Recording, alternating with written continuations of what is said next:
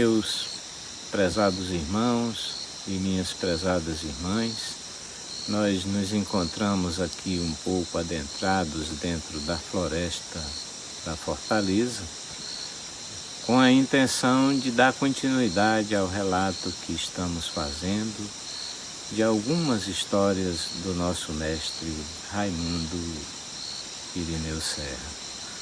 No relato anterior, nós falamos sobre o encontro dele com Clara, sobre a orientação que ela deu a ele de que tinha algo para entregar-lhe e que ele teria que se submeter a 8 dias de trabalho, tomando apenas água e comendo macaxeira sem qualquer tempero.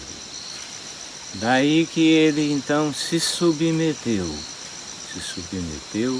a estes 8 dias de trabalho intensos, sendo acompanhado por ela, e ao final veio então toda uma revelação e ele recebeu a doutrina da mão da rainha da floresta, que se identificou como a Virgem da Conceição, aquela que o acompanhava desde o nascimento lá no estado do Maranhão.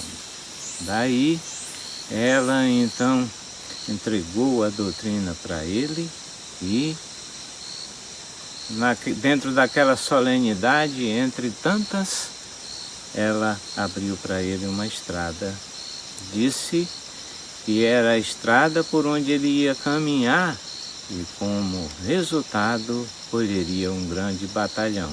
Eu aqui quero acrescentar um detalhe, porque ele disse que nesse momento, meus irmãos, ele duvidou até porque ali onde ele estava, sozinho no meio da floresta, ele teria que caminhar um dia ali por dentro da mata para poder encontrar uma outra pessoa que seria um seringueiro que estaria na próxima colocação. Daí ele duvidou, ele disse: minha mãe, como isso será possível? Ela disse: pois vamos trabalhar e este será o resultado. Naquela oportunidade, no desfecho de tudo, ele pediu a ela, porque ela disse que ele tinha o direito de fazer um pedido, ele então pediu para ser um grande curador. A princípio ela relutou, alertando que ele teria com isso muito trabalho, pois haveria de ter que conhecer muitas propriedades e ervas curativas. Aí foi quando ele pediu que ela pegasse tudo que existia em termos de cura ao alcance e que se encontra dentro da natureza e colocasse tudo dentro da bebida, o daime. Ela gesticulou e disse que o pedido dele já estava feito.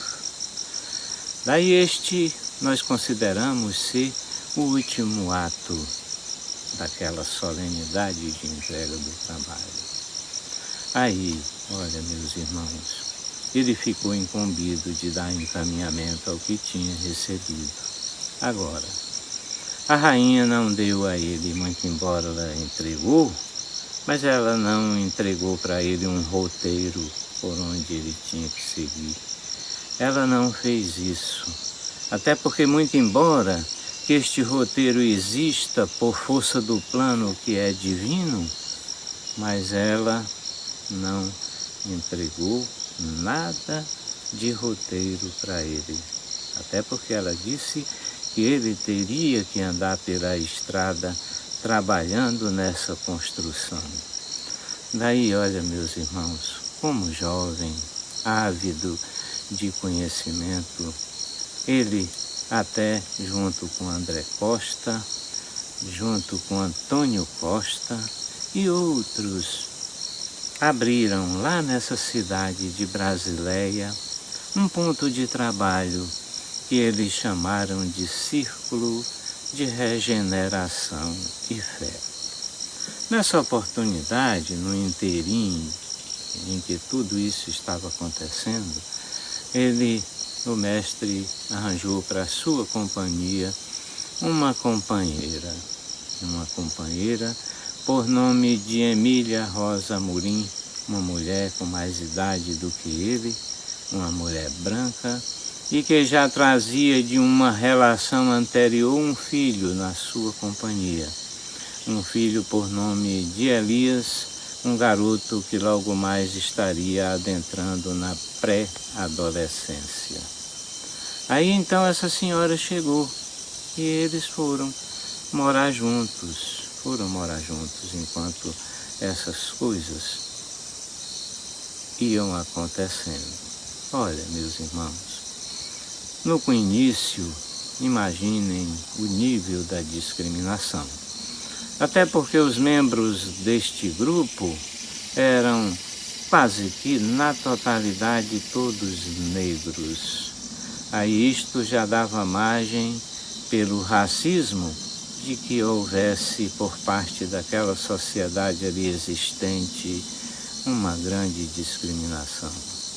Daí ali eles foram taxados de negros macumbeiros, de negros feiticeiros, de negros que estavam abrindo uma seita satânica, né? Aí não foi nada fácil. Tanto é, meus irmãos, que os trabalhos aconteciam até de forma itinerante. Não tinha um lugar certo para se realizar os trabalhos, porque os trabalhos eram realizados de forma secreta, né? Porque haviam já aqueles que estavam incitando de olho e, evidentemente, havia a investida policial. Daí, olha, contam que em determinadas circunstâncias que eles estavam fazendo o trabalho e que a polícia descobria onde era, então a polícia fazia aquela investida. E eles também já sabendo disso, ficavam à espreita. E quando acontecia essa investida, eles rapidamente transformavam aquilo que eles estavam tentando fazer, trabalhar com a ayahuasca, eles então faziam uma festa, como se estivesse fazendo um forró, uma festa de dança, para poder disfarçar, né, aquela condição que poderia trazer para eles complicação, que era se eles encontrassem ali aquilo que todos chamavam de beberagem satânica. Então, eles sofreram muitas discriminações. Olha, muitas vezes eles suportaram chacotas, tá? Tanto do lado dos brasileiros como dos bolivianos, porque eles estavam numa cidade, num vilarejo, né, que era Brasileia, né, de frente a Cobija, que é outro vilarejo boliviano, separados por um rio por nome de Rio Acre.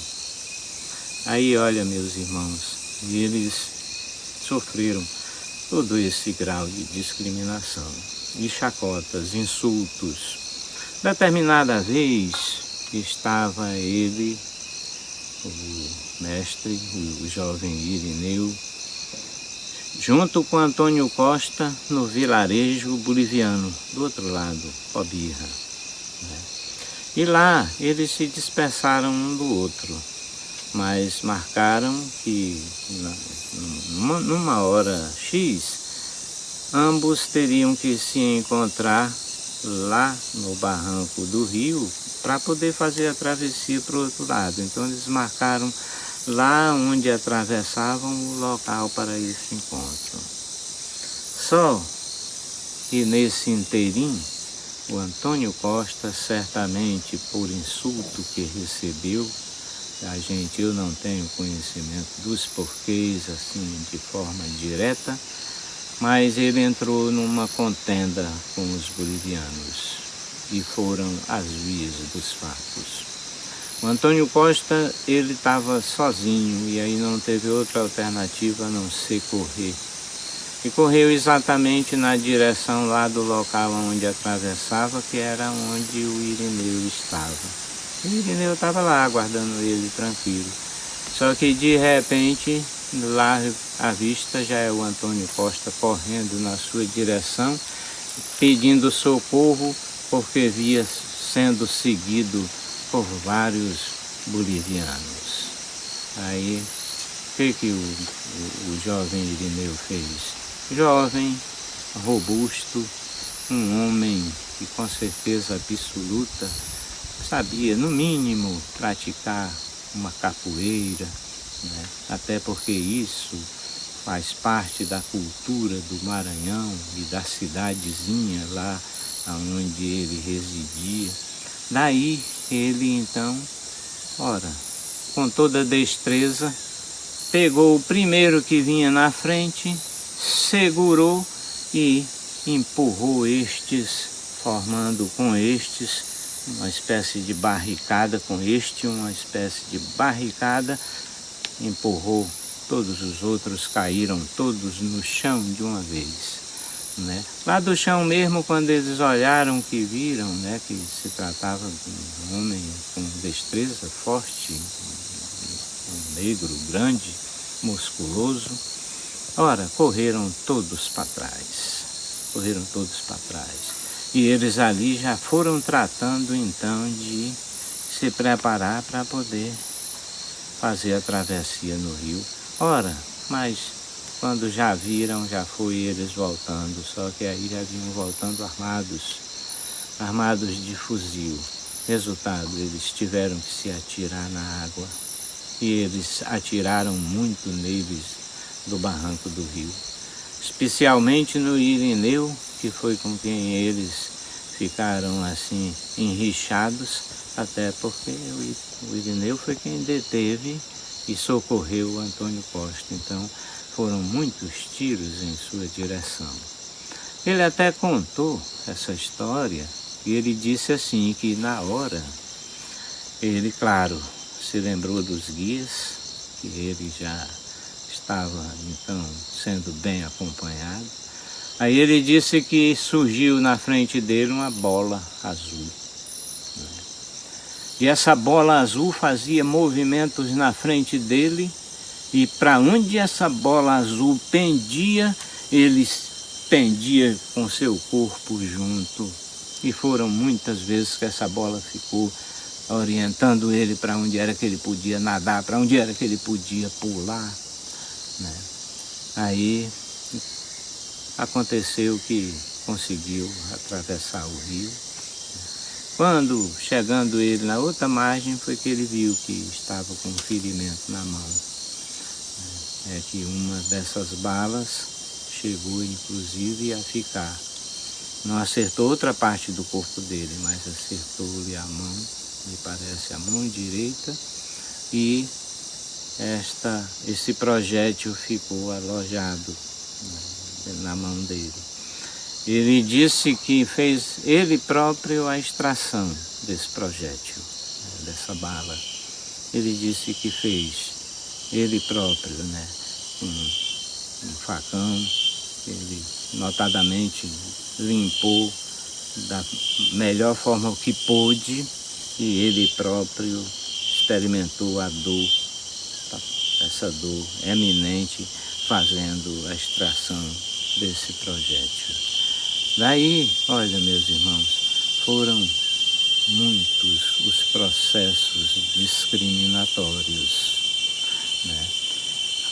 Mas a coisa ia também, mesmo que de forma itinerante, ia acontecendo. Às vezes eles até faziam essas reuniões nas clareiras da floresta, né? E aí eles faziam as reuniões muitas vezes nas clareiras da floresta. Daí, meus irmãos, agora vamos tratar da coisa do círculo de maneira interna. Não houve bom entendimento. Não houve bom entendimento porque, olha, compreensível, não havia qualquer fundamento que pudesse ser exposto para que pudesse ser seguido, apenas algumas orientações que a pessoa já traz próprio da sua cultura, né? Mas saindo desse particular, não havia qualquer estrutura no sentido da orientação. Então, não houve bom entendimento, não houve, né? E, inclusive, ele, o mestre, nem era o dirigente, nem foi ele colocado como dirigente, mesmo tendo sido ele a pessoa que recebeu e dispunha da história, né? Mas não foi considerado. Dentro do círculo, né? Dentro do círculo de regeneração e fé, que era o nome do ponto, olha, o presidente era o senhor Antônio Costa, né? E ele, até para ele não ter que dizer as coisas que ele sofreu nesse período, né? Então ele se reservou, até para que não estendesse, para não ter que jogar a história para cima deste ou para cima daquele ou para cima daquele outro. Ele simplesmente, quando contou isso, ele disse que chegou a um ponto que ele, dentro desta reunião, ele foi censurado. Esse foi o termo que ele usou. Ele foi censurado, né? E dentro desse contexto aí a rainha orientadora dele chegou para ele e simplesmente disse assim, disse, olha, sai levando o que você recebeu na sua mão. Até porque o que você recebeu na sua mão, em momento nenhum deverá ser usado no meio de confusão, porque não é para confusão. Se está havendo a confusão não é tua. Então tu sai levando tudo o que eu te entreguei na tua mão. Aí, em conjunto com tudo isso, ele, conforme eu disse, que havia se aproximado e havia adquirido para morar na sua companhia essa figura feminina, por nome de Dona Emília Rosa Amorim, o que era uma raridade, porque mulher naqueles ermos, naquele tempo, não era fácil de se conseguir uma companheira, né? Aí, com relação ao relacionamento dos dois, eles tiveram dois filhos. Um menino, por nome de Valcírio, e uma menina, por nome de Valcirene. Olha, havia dentro da relação, né, um embate, uma incompatibilidade, porque ela nunca aceitou as coisas da história da ayahuasca, do chá. Ela não aceitava. Ela até disse para ele que ele ia se dar mal com essa história. E aí, exatamente, quando aconteceu da saída dele divergente do círculo de regeneração e fé, ela exatamente foi taxativa, chegou e falou para ele, disse, olha aí o que foi que tu arranjou, não disse que tu ia arranjar era problema com isso? E é melhor tu parar com isso, porque muito mais problema tu vai ter se tu continuar com essa história. Então, este era um motivo que tornava o relacionamento difícil. Aí tinha outro agravante, que ele fez questão de relatar, que foi o principal, até porque, pela parte da questão de ela não aceitar, tudo bem, até que dava aí para ir levando, vamos dizer assim. Agora tinha o agravante principal, que era o filho que ela trouxe da relação anterior, o Elias, que à medida que ele ia adentrando na pré-adolescência, aí pronto. Ele não aceitava de jeito nenhum a união da mãe dele com aquele negro, até porque o menino era um menino branco. Ele fazia questão de dizer para a mãe dele: como é que a senhora vai viver? Eu não quero a proximidade, eu não quero estar com esse negrão. E vivia sempre assim, nesse embate. Resultado, para que ela continuasse na companhia do jovem Irineu, olha, muitas vezes ela teve que ficar contra o filho, em determinado ponto contra o filho. E a coisa foi tomando assim corpo de tal forma que ficou insustentável, né?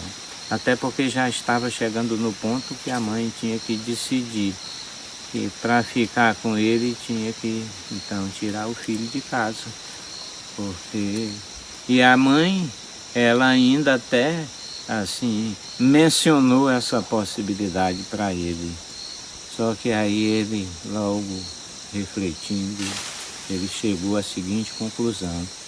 Ele disse: olha, quando eu cheguei nesse relacionamento, eles já estavam juntos. Quando eu conheci ela, eles estavam juntos. Era ela junto com o filho, né?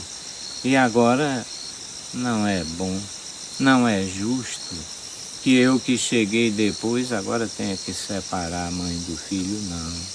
Sendo assim, não é eles que têm que se separar, não. Quem tem que sair sou ele, né? Aí, nesse intervalo em que estava acontecendo essas coisas, a menina, conforme eu disse que ele teve com essa senhora 2 filhos, a menina, a Valcirene, com 1 ano e 6 meses, mais ou menos dentro dessa proximidade, ela adoeceu, né, e fez a passagem, né, a meninazinha, né. E aí, quando ele se separou-se dessa mulher, ele já ficou o Valcírio na companhia dela, que era o filhinho dele, né.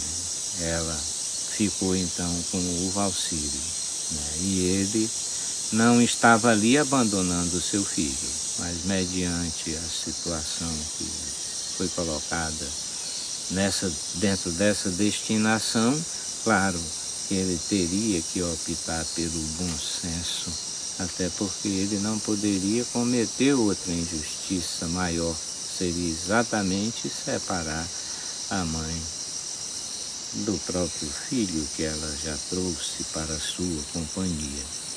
Aí, olha, meus irmãos, depois disso aí, claro, ele já novamente livre, solteiro, já saiu, então, ali do convívio de Brasileia.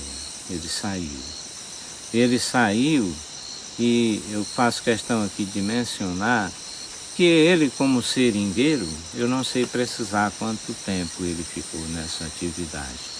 Mas não foi muito tempo, não. Foi apenas o suficiente para que ele, como seringueiro, pudesse receber as informações acerca da bebida, conhecer, fazer a sua iniciação e receber então a doutrina. Porque logo mais ele já saiu dessa atividade. Aí, olha, registra a história que daí ele viajou. Ele saiu, né? Saiu viajando, né? Agora, eu quero dizer aqui para vocês que ele, tudo isso representava para ele um estágio. O período em que esteve dentro dessa reunião lá no Círculo de Regeneração e Fé já era o início do seu estágio. Depois, então, quando ele saiu do círculo, ele abriu outro estágio, que já era o estágio de tomar daime sozinho, não parar, tomar daime sozinho, porque foi assim que ela disse para ele.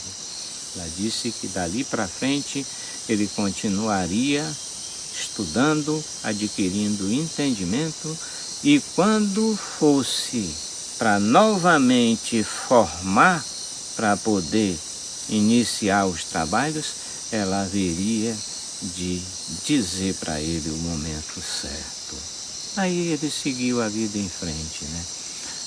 A história registra que aí ele já viajou com destino de uma cidade por nome de Sena Madureira, aonde ele pôde então participar da equipe que trabalhou na comissão de limites, porque o Acre, por força da revolução que aconteceu, é um território que foi incorporado ao território brasileiro depois da revolução e que culminou com a assinatura de um tratado. Mas aí precisava então delimitar as fronteiras, ter o conhecimento das fronteiras.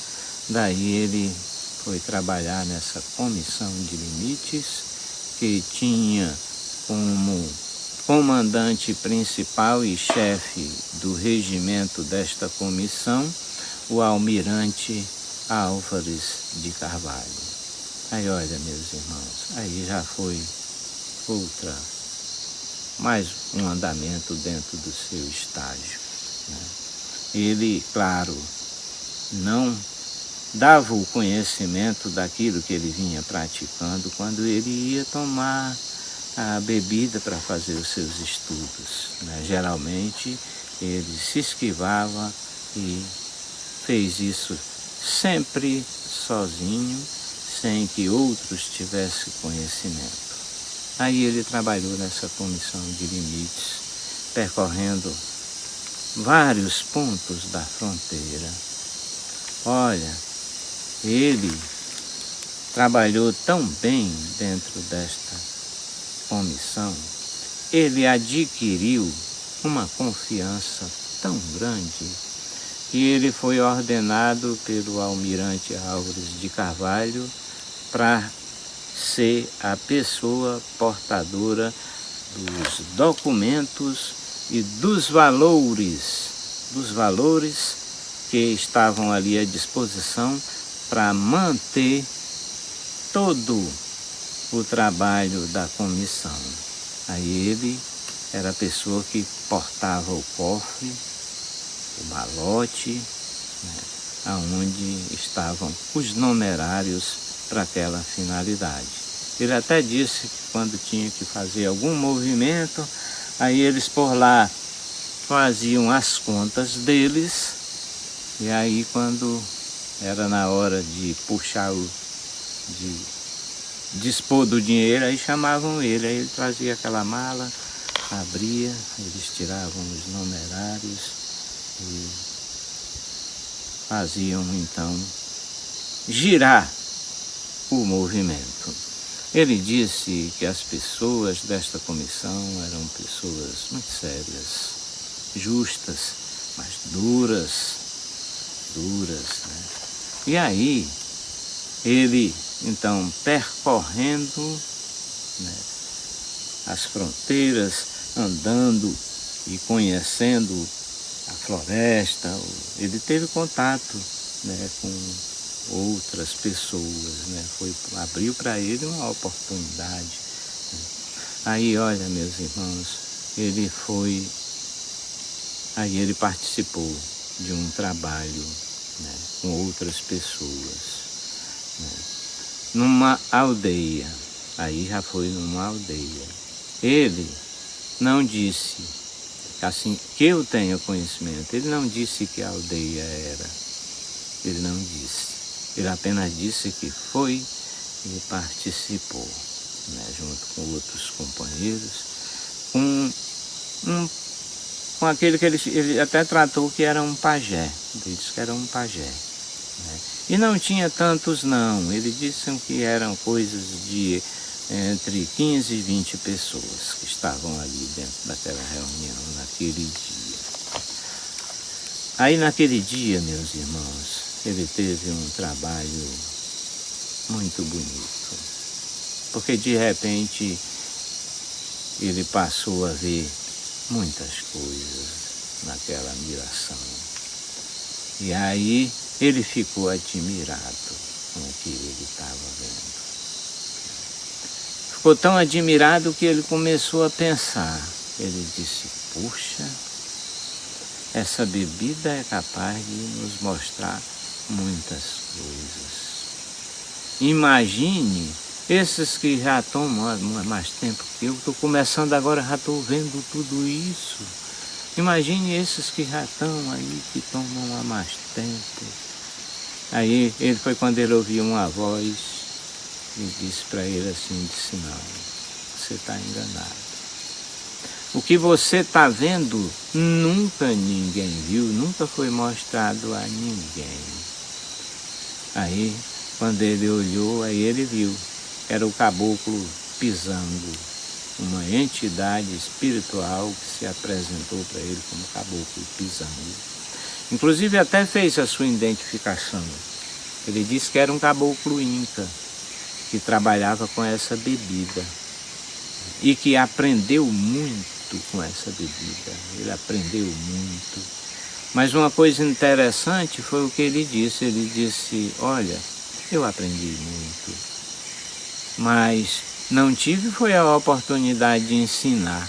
Quando eu desencarnei, eu levei todo o conhecimento. Ele não esclareceu por que foi que ele não ensinou, o que foi que aconteceu, se não quiser, o que aconteceu, ele não disse. Apenas disse que tinha aprendido muito, adquirido todo um conhecimento, mas quando ele desencarnou, levou todo o conhecimento com ele. Aí o Irineu ficou admirado. Aí ele disse, não se admire não, eu vou lhe dizer uma coisa para você. Eu aprendi um pouco com essa bebida, mas quem vai aprender mesmo é você é que vai aprender. E outra coisa, eu aprendi e não ensinei, você é diferente, você vai aprender e você vai ensinar. Aí, se você está duvidando do que eu estou lhe dizendo, pois eu vou lhe afirmar o que eu estou lhe dizendo agora. Aí foi quando o caboclo disse, eu vou entrar aqui, para dentro do recipiente onde está a ayahuasca. Eu vou ficar lá dentro. E aí tu chama, de um por um, quem tu quiser, e vê se tem alguém me vendo. Porque exatamente com base no que o Irineu estava achando. Ele estava achando que os outros já... O caboclo disse, não, só quem está vendo é você, os outros não estão vendo. Só quem está vendo é você. Pois eu vou te mostrar. Manda vir. Aí ele disse que chamou alguns companheiros. Aí dizia, olha aqui dentro da cuia, vê o que tu está vendo. O caboclo estava lá dentro, pisando. Aí todo mundo chegava e dizia, não estou vendo nada. E o caboclo dizia assim, não estou dizendo, não tem ninguém vendo, só quem está vendo é você. Só que o Irineu poderia ainda duvidar, né? Poderia dizer, bom, o caboclo está me enganando, está fazendo algum truque, né? Aí o Pisango, para tirar qualquer dúvida, disse para ele assim, disse, olha, agora eu vou fazer diferente. Manda botar um pouco de ayahuasca dentro dessa cuia e levar ali, naquela casinha, era exatamente uma casinha onde se fazia defumação de peles de borracha, para transformar o leite em peles de borracha. Aí botaram a cuia lá. Aí, porque ele disse assim, olha, pode botar lá, pode deixar, no final de tudo, pode ir lá olhar, porque não vai ter nada dentro, porque eu vou tomar. Aí como de fato botaram a cuia lá. Quando terminou ali tudo, que foram lá olhar, porque ele pediu, não tinha nada. Ele ficou muito admirado com o conhecimento do Pisango, né? E saiu muito estimulado desse trabalho. Saiu muito estimulado pelo que ele ouviu. Inclusive ele até usava um termo, um ditado, para poder explicar o Pisango. Ele disse assim: Pisango, olha, aquele sim era um caboclo que sabia aonde as andorinhas moravam. Aí, olha, meus irmãos, esse encontro foi importante porque reforçou para ele um período que ele estava passando dentro do seu estágio. Porque, olha, é bom até para a gente saber, para a gente ter conhecimento, até para a gente, em determinadas circunstâncias, a gente também se descontar. Porque disse o mestre que os primeiros 5 anos dele fazendo o estágio, tomando daime com essa bebida, desde a sua iniciação, desde que a rainha entregou para ele, ele disse que passou os primeiros 5 anos caminhando dentro das dúvidas. Ele confessou, até porque era um livro aberto, né? Poderia até ter dito, eu nunca duvidei de nada. Pois não, nosso mestre totalmente humilde disse para os seus contemporâneos que ele viveu este período que ele chamou de período das dúvidas. As dúvidas eram as seguintes. Ora, para um jovem que recebeu uma coisa que seria para acolher um grande batalhão, de repente, quando foi dar o primeiro passo, já levou a primeira chancela, conforme ele disse, foi censurado. Poxa, com certeza absoluta isso trouxe para ele muito mais dúvidas, porque quebrantou o entusiasmo. Aí ele disse que assim ele foi caminhando. Aqui, ali, acolá, ele tomava a bebida, recebia uma confirmação, aí ele dava aquela respirada, vamos em frente. Mas logo mais já um pouco, né, sofrendo com as dúvidas.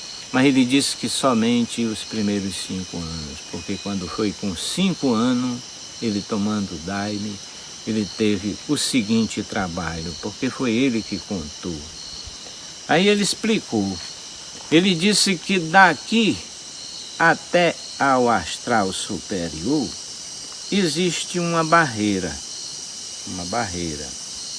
Que essa barreira, até lá, vai tudo. Conforme ele disse, vai tudo. Ele disse que vai a verdade, vai a mentira. Ele disse que muitas vezes a mentira vai até entrelaçada na verdade. Vai a dúvida. Então, tudo vai. Mas quando chega lá nessa barreira, não passa. Ele disse que aí não passa. Tem que ficar tudo para lá, porque não passa. Para lá só passa certeza, só passa a verdade, a mentira fica lá mesmo. Se ela conseguiu chegar até lá, de lá ela não passa. Aí exatamente ele disse que naquele trabalho ele atravessou essa barreira. Aí ele disse que aí pronto, de lá até os dias atuais, dúvidas nunca mais. Então, o encontro com o caboclo Pisango trouxe para ele esse estímulo, porque ele estava vivendo esse período. De repente ele ouviu de uma entidade espiritual que ele aprenderia e seria tão importante dentro dessa doutrina, deu para ele estímulo e coragem e força para continuar. Com 5 anos atravessou essa barreira e dúvidas nunca mais.